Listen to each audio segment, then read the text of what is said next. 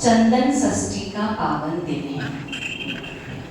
तो कल के दिन क्या विशेष है, क्या महत्वपूर्ण है, कल का दिन हमारे जीवन में क्या मायने रखता है, इस बात को आज अपन सभी लोग दो प्रकार से समझेंगे। एक सामान्य रूप से और एक विशेष रूप से।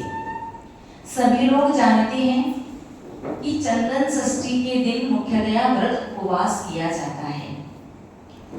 इस दिन अष्टम तीर्थंकर भगवान चंदन स्वामी की पूजन की जाती है और उन्हीं की जाप ओम ह्रीम अरहम श्री, चार बीजाक्षर ओम ह्रीम अरहम श्री चंदन जिनेन्द्राय नमः। ठीक है, भगवान का नाम क्या है? चंद्र या चंदा? चंद्र। तो चंद्र बोलना है, चंदा या चंद्र नहीं बोलना। तो चंद्र प्रभु या चंद्र प्रभु जिनेन्द्राय नमः। ओम ह्रीम अरहम श्री चंद्र प्रभु जिनेन्द्राय नमः, इसकी जाप की जाती है।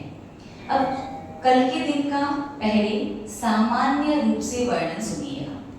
सभी लोगों ने कथा पढ़ी होगी, सुनी होगी कि जिस बनारस नगरी को भगवान सुपार्श्वनाथ और भगवान पार्श्वनाथ ने अपने जन्म से धन्य किया था, उसी बनारस नगरी का राजा सूरसेन और रानी पद्मिनी दोनों में अति स्नेह था। एक दिन एक मुनिराज उस बनारस नगरी में पधारे तो राजा ने उन मुनिराज से पूछा कि मुझे अपनी रानी से इतना स्नेह क्यों है। तब मुनिराज ने बताया कि ये सब तुम्हारे इसी भव के नहीं, ये तो पिछले भवों से अनुराग है। पिछले भव से कब से? कि इस भव से पूर्व तीसरी पर्याय में, एक पर्याय सूरसेन राजा की, दूसरी उसके पहले तीसरी वाली। उस पर्याय में जब उज्जैन के सेठ और सेठानी ने दीक्षा ले ली तो उन्हीं का पुत्र ईश्वर चंद्र सेठ बना और उसे अपनी सेठानी से अति स्नेह था। वह ईश्वर चंद्र सेठ देव शास्त्र गुरु का परम भक्त, परम दानी धर्मात्मा जी। एक दिन संयोग से नगर में मासोपवासी मुनिराज का आगमन हुआ। मासोपवास समझते हैं? महीनों का उपवास करने के बाद एक दिन आहार करना। मासोपवासी मुनिराज का आगमन हुआ तो ईश्वर चंद्र सेठ के मन में आहार देने के भाव तीव्रता से पैदा हुए। मुझे कैसे भी करके एक माह बाद कुछ मुनिराज 2 महीने, कोई 3, कोई 6 महीने अलग अलग प्रकार से मासोपवास का नियम पालन करते हैं।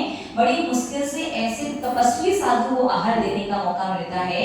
मुझे इन साधु को आहार देना है। उस सेठ ने अपनी सेठानी से कहा कि कल अपन पड़गान करके साधु को आहार देंगे। सेठानी ने कहा कि इस समय में रजस्वला अवस्था में हूँ, साधु को आहार नहीं दे सकती।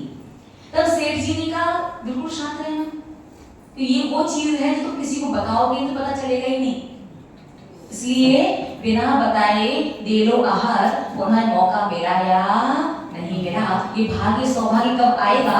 तुम तो शांत रहो और मन शुद्धि, वचन शुद्धि, काया शुद्धि बोलो और दे दो। आप लोग भी करते हैं ना? दिल छुल जाते हैं, असोला हो जाते हैं, कपड़े के बैग में, कपड़े की थैली में सोला लेकर के आते हैं। कागज है, पन्नी का बैग है, पॉली बैग है, लेकिन उसमें जो हैंडल है धागे का लगा हुआ है, उसमें सोला लेकर के आते हैं। किसी से छुल भी गया तो छींटे लगा दो। बहुत तरह करते हैं।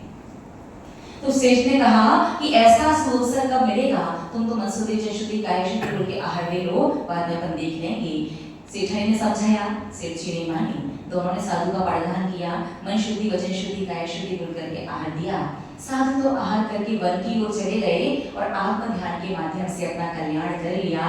लेकिन उस अशुद्ध अवस्था में सेठानी ने आहार दिया और सेठ जी ने अनुमोदना की, जिसकी वजह से दोनों को ही 3 दिन के अंदर अंदर भयंकर गलित कुष्ठ रोग शरीर में पैदा हो गया। भयंकर कुष्ठ रोग। धीरे धीरे थोड़ा सा समय व्यतीत हुआ, एक मुनिराज का पुनः पदार्पण उज्जैन नगरी में हुआ। कुल सेठ जी ने पूछा कि हम सेठ और सेठानी को जैन कुल मनुष्य पर इतनी विपुल संपत्ति मिलने के बाद भी हमने पूर्व के भव में ऐसा कौन सा अशुभ कर्म किया? क्या पूछा?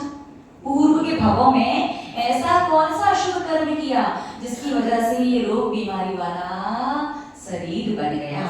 तब मुनिराज ने कहा कि पूर्व भव में नहीं, इसी भव में पूर्व में तुमने अशुद्ध अवस्था में सेठानी ने आहार दिया और सेठ जी ने उसकी अनुमोदना की थी, प्रेरणा दी थी, जिसके फलस्वरूप ये कॉर्ड की बीमारी कुष्ठ रोग शरीर में पैदा हुआ है। और अगर इसका प्रायश्चित नहीं किया तो निश्चित रूप से जीव की दुर्गति ही होगी और कोई ऑप्शन नहीं है आपके पास। तो उन्होंने पूछा मुनिराज से कि प्रायश्चित स्वरूप क्या करना चाहिए? तब मुनिराज ने चंदन षष्ठी अर्थात भाद्रपद कृष्णा छठ के दिन जो व्रत आता है चंदन षष्ठी व्रत कीजिए। अष्टम तीर्थंकर के पूजन और जाप करने का 6 वर्ष तक का उन्हें प्रायश्चित दिया। उन दोनों दंपतियों ने 6 वर्ष तक चंदन षष्ठी का व्रत किया, जिसके फलस्वरूप अंत में समाधि मरण करके उन्होंने देव पर्याय प्राप्त की। वहां से आकर के बनारस नगरी के राजा सूरसेन और रानी पद्मिनी बने और राजा सूरसेन उसी भव में अपने पिछले भव की वर्णन को सुनकर के वैराग्य प्राप्त करता है, जिन दीक्षा लेता है और जिन दीक्षा लेकर के सूरसेन की पर्याय से ही मोक्ष चला जाता है। और जो सेठानी है उन्होंने भी आर्यिका दीक्षा, और रानी ने भी आर्यिका दीक्षा ली और आर्यिका दीक्षा लेकर के भी स्वर्ग में है और वहां से आकर के आगामी भवों में वो भी मोक्ष प्राप्त करेंगी। तो सामान्य वर्णन तो इसी प्रकार से है। और एक बात तो समझ में नहीं आती कि भैया लोगों को हमेशा ये क्यों लगता है कि संसार के जितने भी व्रत उपवास सारे स्त्री वर्ग के भैया लोग एक अनंत चतुर्दशी के अलावा ये लोग शायद कोई करते हो क्या? नहीं, साल में एक बहुत है। अच्छा, तो 10 लक्षण जो पंचमी अष्टमी चतुर्दशी टाइप कुछ कर लिया, लेकिन बाकी ये ऑकेशनली जो व्रत आते हैं, अक्षय दशमी है, चंदन षष्ठी है, त्रिलोक तीज वगैरह है, ये लोग क्यों, किसके लिए है? लेडीजों के लिए हैं। अरे माता ये मालूम नहीं है, आज समझिएगा। तो सामान्य रूप से कथन क्या हुआ कि अशुद्ध अवस्था में यदि स्त्री वर्ग में कभी होता है कि आहार देते देते अशुद्धि हो जाती, सिर्फ आहार में ही नहीं, पूजन करते करते, स्वाध्याय करते हुए या कभी प्रवचन वगैरह सुनते हुए या कभी भी कोई धार्मिक क्रिया, धार्मिक अनुष्ठान करते हुए यदि आप अशुद्ध अवस्था में हो जाती हैं, उसके फलस्वरूप 6 वर्ष तक आपको ये उपवास करना चाहिए। और पुरुष वर्ग कभी कभी अनुमोदन कर लेते हैं कि यात्रा वगैरह नहीं करने जा रहे हैं, क्योंकि साधु संत वगैरह आ जाते हैं और लेडीज प्रॉब्लम है, इसका भरोसा तो रहता नहीं कब कैसे क्या रहेगा। भैया लोग कभी कभी कहते कोई बात नहीं है, सब लोग तो जाए चलो हो जाएगा। कई बार पुरुष वर्ग जाने में समझते तो ज्यादा है नहीं, अनुमोदना कर लेते हैं। तो पुरुष वर्ग और स्त्री वर्ग दोनों के लिए प्रायश्चित स्वरूप ये व्रत 6 वर्ष तक करना चाहिए। ये सामान्य कथन था, अब विशेष रूप से सुनिए, जितना हमें समझ में आया और जितना हमें लगता है कि एक जन श्रावक को प्रति वर्ष अपने जीवन में 2 व्रत अवश्य करने चाहिए। कितने व्रत? 2।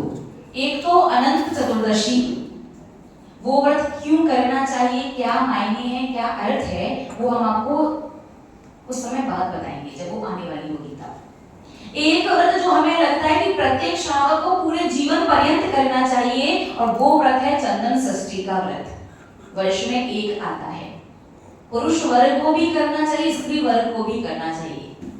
अशुद्धियां सिर्फ स्त्रियों की नहीं होती, पुरुष वर्ग से की भी अशुद्धि होती है। अशुद्धि मींस शरीर की तन की शुद्धि, स्थूले के कपड़े में, अशुद्ध वस्त्रों में अभिषेक आहार वगैरह हो जाता कि नहीं हो जाता। बड़े बड़े अनुष्ठान होते हैं, पंचकल्याण वगैरह होते हैं, बड़े बड़े 8-8 दिन के विधान होते हैं, और उनका जो मंडल बनता है उन पर नीचे मंडल पर एक दिन कपड़ा बांध दिया और उसे माली छू रहे हैं, चिराई बिछाने वाले छू रहे हैं, सफाई करने वाले छू रहे हैं, सब छू रहे हैं, और उन्हीं से टच होकर के अभिषेक वगैरह करते रहते कि नहीं करते आप लोग? करते रहते हैं।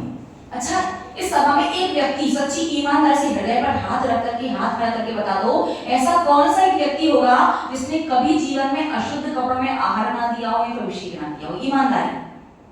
16 लेकर के आते हैं, सोने के वस्त्र होते हैं, कहीं ना कहीं छुल गए हैं, डाउट है, पक्का कंफर्म है कि छुल ही गए होंगे, कोई बात नहीं, कोई बात नहीं है, नहीं है, नहीं है, नहीं है कहते कहते साइड होकर के चीजें मार के कई बार तक पहुंच जाते हैं।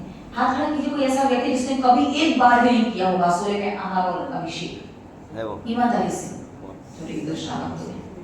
बाकी कहीं ना कहीं किसी प्रकार की, क्योंकि छोटे चीटा चीटी पर मृत जीव पर पैर रख जाता है तो भी असुरा हो जाते हैं। तो आप नीचे ईड़े पसंदी से चलते हैं क्या? एक तो आपके कपड़े इतने नीचे नीचे पहनते हैं, परिक्रमा वगैरह देखा जाए परिधान करती हैं शालिकाएं, उनकी साड़ी से सड़क साफ हो रही होती है, तो आपको लगता है कि वो आपका सोला बाकी रहता है? बिना नीचे देखे चलते हैं, चीटा चीटी मर गया, मृत जीव का स्पर्श होने पर भी कपड़े असोला हो जाते हैं। इतना ध्यान रखते हैं क्या? पैर धोते धोते चीटा चीटी पैर से निकलता जा रहा है, पैर रखता जा रहा है, ध्यान जाता है क्या? और सिर्फ शरीर की अशुद्धि नहीं, मन की अशुद्धि, वचनों की अशुद्धि, मन की अशुद्धि। देव शास्त्री गुरु के सामने कई बार दुर्भावना दुर्विचार आते कि नहीं आते? मानसिक अशुद्धि बन जाती कि नहीं बन जाती? भी कंट्रोल ही नहीं है मन पर। बहुत कोशिश करते हैं कि देव शास्त्री गुरु के सन्मुख जब रहें अच्छा शुभ चिंतन ही करें। कई बार कभी किसी को देख करके कभी कुछ ईश्वर गीता वो याद आ जाता है, कभी कुछ रिसेंटली जो जीवन में चल रहा है वो याद आ जाता है, कई बार दुर्विचार आ जाते हैं, कई बार दुर्वचन मुख से निकल जाते हैं। किसी की बुराई चुगली राग द्वेष की चर्चा आपने देव शास्त्र के समक्ष कभी की नहीं है क्या? की होगी। तो सब कायिक अशुद्धि नहीं, शरीर की भी, वचनों की भी, मन की भी निरंतर अशुद्धि देव शास्त्र गुरु के समक्ष होती रहती है। तो महानुभाव हमारा जैन धर्म जैन दर्शन की तरह महान है, जिसमें यदि गलतियों का बहुत बड़ा दोष बताया है, पाप बताया है, तो साथ ही साथ उस गलती को समाप्त करने का, दूर करने का प्रायश्चित भी बताया है। देव शास्त्री गुरु के समक्ष मन वचन काया की हर प्रकार की किसी न किसी तरह से आपकी अशुद्धि होती ही रहती है। ज्यादा कुछ नहीं करना है, वर्ष में बस एक आता है और उसमें भी आपके लिए बहुत सारी व्यवस्थाएं हैं। आप यदि व्रत उपवास करने की शक्ति सामर्थ्य प्रतिवर्ष उपवास कीजिए। प्रतिवर्ष जब तक जीवित रहोगे तब तक दोष लग सकते हैं, और प्रतिवर्ष उपवास ना कर पाओ निर्जल, तो कम से कम सिंपल पानी से व्रत कर लीजिए। साल में एक ही तो आना है, बाकी कोई नहीं कर पाओ चल जाएगा। कोई व्रत मत करो जीवन में यदि सबकी सामर्थ्य नहीं है तो। एक व्रत आजकल उस होड़ है रिकॉर्ड बनाने की, ये व्रत भी कर लिया, ये व्रत भी कर लिया, ये व्रत भी कर लिया, ये व्रत भी कर लिया, और ढंग से देखा जाए तो एक भी व्रत नहीं किया होता है। आप किसी भी व्रत की कथा कहानी को उठा करके देख लीजिएगा, प्रत्येक व्रत की कथा में यही आता है कि उन राजा रानी ने, सेठ सेठानी ने एक व्रत किया और एक व्रत के द्वारा जीवन भर की सारी समस्याएं हल हो गई, उसके बाद उत्तम देव पर्याय प्राप्त किया, वहां से आकर के मोक्ष चले गए। और आप लोग इतनी लंबी निष्ठा व्रत उपवास करने की, इस भाव का एक काम नहीं हो रहा, मरण के बाद सुगति का भरोसा नहीं है, और अगले भव की तो छोड़ ही दो। क्योंकि आजकल हर जगह होड़ है, वो भी करा, उसने भी लिया है, इतने हो गए हैं, हमें भी करना है। एक व्रत करो, निर्दोष करो, अच्छे से करो, कितने कर्म कट जाते हैं। कल का जो व्रत है ना, कल के व्रत के बारे में तो बस इतना समझ लो कि अगर आप सच में एक दूसरे हित चिंतक पे बताते हैं, पहले कल के व्रत किस प्रकार से कर सकते हैं। जब तक आपकी शक्ति सामर्थ्य रहे, पूरे जीवन पर्यंत का एक साथ लेने की आवश्यकता नहीं है, जब तक शक्ति सामर्थ्य रहे तब तक आप उपवास से करें। उपवास की शक्ति सामर्थ्य ना रहे, सिंपल पानी ले लें। उतनी भी शक्ति ना हो, ऐसा शक्ति तो है कि जानबूझ के कर नहीं रहे, ऐसा मत करना। शक्ति सामर्थ्य हो, शरीर साथ नहीं दे रहा, स्वास्थ्य ठीक नहीं है, मन थोड़ा सा कमजोर है, कभी किए नहीं है, तो उनके लिए इतने रास्ते हैं। सिंपल पानी ले लो, उससे भी नहीं चल पा रहा तो कम से कम एक बार बिना अनाज का लेकर के फलाहार करके कर लो। उससे भी ना चले तो एक बार एक ही जगह बैठ करके एक आसन सब कुछ लो, जैसे साधु संत आहार में लेते हैं ना, फल भी लेते हैं, मीठा भी लेते हैं, दाल सब्जी भी लेते हैं, जूस दूध सब कुछ लेते हैं, वैसे एक बार एक ही जगह बैठ करके सब कुछ ले, दोबारा पानी भी नहीं।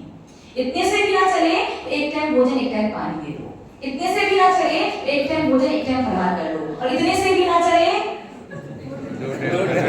दो टाइम खा लो, और उतने से भी ना चले तो दिन में जितनी बार खाना उतनी बार खा लो, लेकिन बिल्कुल शुद्ध मर्यादा का 3 दिन का आटा मसाला पिसा हुआ हो, और पानी कुएं का, बोरिंग का या फिर बारिश का हो। इतना तो कम से कम करना ही पड़ेगा, इससे कम वाला ऑप्शन नहीं है। कितना करो कम से कम पूरे दिन को, रात्रि में तो ना फलाहार करना है, वैसे रात में तो पानी भी नहीं पीना है। एक ही दिन की तो बात है, एक दिन पानी नहीं पियोगे तो मृत्यु नहीं हो जाएगी, और हो भी गई तो उत्तम देव पर्याय मिलेगी। चिंता मत करना, अगर मरण हो भी गया उत्तम देव पर्याय प्राप्त होगी। याद रखना, एक कल का दिन का जो व्रत है, बस कल के दिन का भी आप कर पाते हैं ना, शक्ति सामर्थ्य अनुकूलता के अनुसार पूरे दिन भर खा रहे हो, खाओ बिल्कुल शुद्ध मर्यादित। 3 दिन के आटे मसाले घर का बना हुआ और कुआ बारिश या बोरिंग का पानी, एक दिन वर्ष में ऐसा नियम संयम पालने से भी आप अपने अशुभ कर्म को, कैसे अशुभ कर्म को, देव शास्त्र गुरु के समक्ष मन वचन काया की किसी भी प्रकार की अशुद्धि हो गई हो, क्योंकि कथा तो यद्यपि रजस्वला अवस्था को लेकर के है कि कथाएं उपलक्षण मात्र होती हैं। क्या होती हैं? उपलक्षण मात्र। नहीं, एक चीज को लेकर के कह दिया और आस पास से उससे संबंधित हर बात को आपको उसमें इंक्लूड कर लेना है। जैसे सिद्ध चक्र मंडल विधान, उसका विषय बात मैंने क्या समय बच जाएगा। तो मानसिक, वाचनिक, कायिक तीनों प्रकार की निरंतर अशुद्धि होती ही रहती है। इसके माध्यम से ना जाने कितना अशुभ पाप कर्म निरंतर बढ़ता ही रहता है। महानुभाव, कल के दिन किया गया अनुष्ठान कुछ ना हो, बस आप तो दिन भर शुद्ध खाओ। और एक सबसे विशेष बात कि कल के दिन चंद्र प्रभु भगवान की पूजन और उनकी जाप अवश्य करना, और पुरुष वर्ग उनका अभिषेक और स्त्री वर्ग उनका अभिषेक आप अवश्य देखें। और आप सच में, आपको लगता है कि आपकी जो गृहस्थी बसाई है, संसार बसाया है और आपस में पति पत्नी का संबंध है, वो धर्म पति और धर्म पत्नी का है, और सच में अगर आप एक दूसरे की हितैषी हो, एक दूसरे का हित चाहते हो, तो कल के दिन अपने परिवार के साथ बैठ करके भगवान चंद्र प्रभु स्वामी की पूजन अवश्य करनी चाहिए। कि कल के दिन भगवान चंद्र प्रभु स्वामी की पूजन करने से, उनकी जाप लगाने से और शक्ति सामर्थ्य के अनुसार व्रत उपवास, कल पूरे हरिका संघ का उपवास, दीदी से लेकर माता से सबका, तो आप लोग पूरे जीवन प्रतिवर्ष करें। ये आपकी शक्ति और सामर्थ्य है। प्रतिवर्ष का नियम, 6 वर्ष का नियम, जीवन पर्यंत का नियम लेने की आवश्यकता नहीं है। हर साल जब इस षष्ठी छठ का दिन आए तब उस दिन जैसी शक्ति सामर्थ्य रहे, जिस वर्ष उपवास करने की शक्ति है उस वर्ष उपवास कर लेना, जिस वर्ष एकासन करने की शक्ति हो उस वर्ष एकासन कर लेना, जिस वर्ष फलाहार करने की शक्ति हो उस वर्ष फलाहार कर लेना, जिस बार 2 बार खाने की शक्ति हो उस बार 2 बार खा लेना, और जिस बार कई बार खाने की शक्ति हो उस बार कई बार खाना। शुद्ध खाना, रात्रि में नहीं खाना, और कम से कम भगवान चंद्र प्रभु स्वामी की पूजन और उनकी जाप अवश्य लगाना। कल के दिन भगवान चंद्र प्रभु स्वामी की पूजन, भगवान चंद्र प्रभु स्वामी की जाप परिवार के साथ मिलकर के बैठ करके आप जिन मंदिर में लगाते हैं, करते हैं, कल का अनुष्ठान अपनी शक्ति सामर्थ्य के अनुसार करने मात्र से आप इतना समझ लीजिए कि अगर आपके सिर पर करोड़ों का कर्ज है अशुभ कर्म का, पाप कर्म का कर्जा कितना है? करोड़ों की संख्या में पाप कर्म का कर्जा है, वो बस 100 रुपए में चुक जाएगा। अंतर समझ में आया? करोड़ और बोलिए ना 100, आप इतना समझ लीजिए। असंख्यात अनंत आप इतनी बार सुन चुके हो, अब तो आदत बन गई आपकी। हाँ माता जी बैठी, असंख्यात अनंत अनंत अनंत ऐसा को सुनाएंगे, बस सुनेंगे, निकल जाएंगे, बात खत्म। अब आपको आपकी भाषा में आपकी तरह समझाने की आवश्यकता है।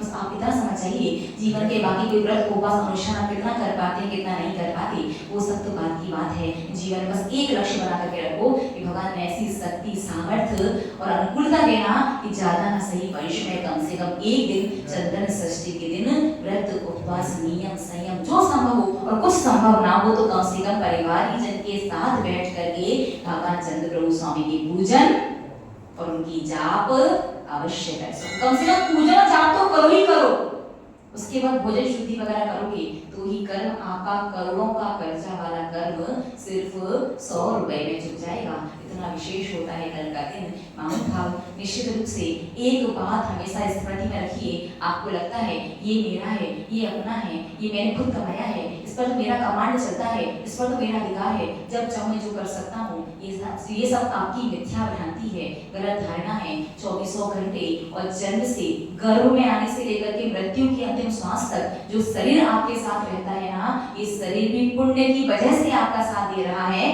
जिस दिन पाप कर्म का उदय आ जाएगा ना, मन कितना भी कहे, चाह करके भी अपना हाथ उठा नहीं पाओगे। इस शरीर तो आपका है ना, आप कहते हैं, और गर्भ से आपके साथ है, अंतिम श्वास तक साथ रहेगा। इस शरीर पर तक आपका कंट्रोल नहीं है। अच्छा हाथ खड़ा करो, किसका कंट्रोल अपने शरीर पर है? हाथ खड़ा करो, उसका शरीर उसके अनुरूप ही चले। जब तक पुण्य है ना तब तक चल रहा है। जब तक पुण्य है, आपने कहा चल, उठ के चल दिया, बैठ गया, सो जा, सो गया, उठ जा, उठ गया, खा लिया, पचाना है पचा ले, सब कुछ कर लिया। कब तक? जब तक पुण्य है। यहाँ पढ़ने गया, वहाँ ये तन जो गर्व से है वो साथ नहीं देता, फिर बाहर की चीजें, चाहे परिवार हो, चाहे नाते रिश्तेदार हो, चाहे संपत्ति हो, चाहे वैभव हो, चाहे सोना चांदी हो, चाहे मकान दुकान, ये सारी चीजें तो बाद में जोड़ी है, बाद में यानी ये चीज कैसे साथ दे पाएंगी। महानुभाव ज्यादा कुछ नहीं, कल के दिन का विशेष ध्यान रखिए। वर्ष में बस एक आता है और अपनी शक्ति सामर्थ्य के अनुसार प्रतिवर्ष जब तक बन सके तब तक करते रहिए। और जिसने कभी रजस्वला वगैरह अवस्था में देव शास्त्र की अभिनय रूप यदि कभी कोई दोष हो गया हो और पुरुष वर्ग ने कभी अनुमोदना रूप कभी उस तरह का पाप अर्जित किया हो, या अशुद्ध अवस्था वगैरह में कपड़े वगैरह मन वचन करके अशुद्ध वगैरह में कभी भगवान का अभिषेक वगैरह किया हो, जिनवाणी वगैरह पढ़ी हो, या फिर साधु वगैरह को आहार दिया हो, ये सभी के लिए है। ऐसा कोई पक्षपात नहीं करता हमारा जैन धर्म कि ये व्रत सिर्फ स्त्री वर्ग के लिए, पुरुष वर्ग के लिए। एक व्रत हमें इतना जनाना पड़ा, हमें तो आगम में कहीं नहीं मिला कि ये व्रत सिर्फ स्त्रियों के लिए ही है। आप लोगों को मिला कि कोई व्रत? कोई मिले तो हमें भी बता देना। वो तो कौन सी दसवीं कब आती है ये? 10 लक्ष्य। सच में मानना पड़ेगा, लेडी जो है भैया लोगों को कितनी गलत फहमी में भ्रम में रख रखा है कि सुहाग दसवीं कह करके व्रतों में दसवीं आएगी, वो पतियों की लंबी उम्र के लिए करें। गलत फहमी आपकी, कोई आपके व्रत नहीं है वो दसवीं आने तो उसकी कथा बताएंगे। जो दसवीं गई कोई पतियों के लिए नहीं है, वो बच्चों के लिए होती। आपने कहानी नहीं सुनी थी क्या उस दिन कि विशेष रूप से तो अपने अशुभ कर्म की निर्जरा की विधि। कौन से शुभ कर्म की निर्जरा? गुरु दान में, मुनि दान में, साधु के दान में यदि अंतराय डाला हो उसके माध्यम से बधे हुए पाप की निर्जरा के लिए। कौन सा व्रत था वो? अक्षय दशमी कलश दशमी वाला निकल गया नहीं। वो आप किसी को कोई भी नाम दो, सावन के महीने में जो दशमी आती है ना, उस दशमी का नाम है अक्षय दशमी, सौभाग्य दशमी, कलश दशमी। और वो व्रत होता है यदि मुनि दान में, गुरु दान में, साधु के दान में